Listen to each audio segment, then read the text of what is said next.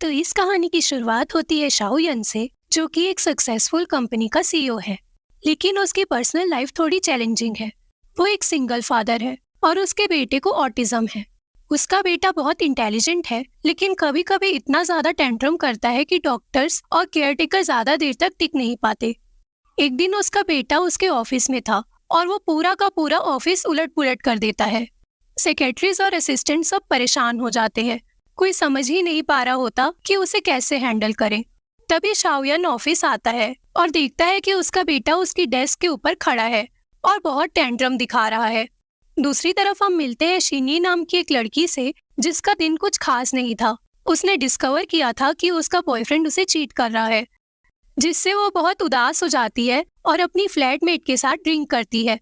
उसकी फ्लैटमेट ने उसे बताया कि उसका एक्स बॉयफ्रेंड अब शाओयन की कंपनी के अवार्ड सेरेमनी में अवार्ड जीतने वाला है, और सबसे बड़ी बात, प्रोजेक्ट के 90% डेटा उसकी थीसिस से लिया गया है। थोड़े नशे में शिनी एक टैक्सी पकड़ती है और सीधा शाओयन की कंपनी के अवार्ड सेरेमनी के लिए निकल पड़ती है। तभी वो लॉबी में देखती है कि एक छोटा सा बच्चा बहुत डरा हुआ खड़ा होता है। उसके आसपास कंपनी के एम्प्लॉयज खड़े होते हैं। ये देखकर शिनी सीधा उस बच्चे के पास आ जाती है और उसे कंफर्ट करती है। बच्चा तुरंत उससे अटैच्ड हो जाता है। वो कुछ बोल नहीं पाता, पर उसके पास कुछ कार्ड्स थी जिनसे वो अपनी फीलिंग्स एक्सप्रेस करता है। शिनी ने उसे एक ग्रीन हैंकी में रैप करके एक छोटी सी पंपकिन वाला टॉय दिया, जो उस बच्चे को बहुत पसंद आया।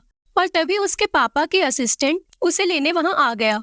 फिर शिनी वहां से चली जाती है और वो अपने एक्स बॉयफ्रेंड को ढूंढने निकल पड़ती है, पर वो गलती से शाओयन को अपना एक्स समझ लेती है। वो शाओयन को एक डार्क रूम में खींच लेती है और गुस्से में कहती है, जो तुमने मेरी थीसिस का डाटा चुराया है वो वापस करो। फिर शाओयन लाइट्स ऑन कर देता है।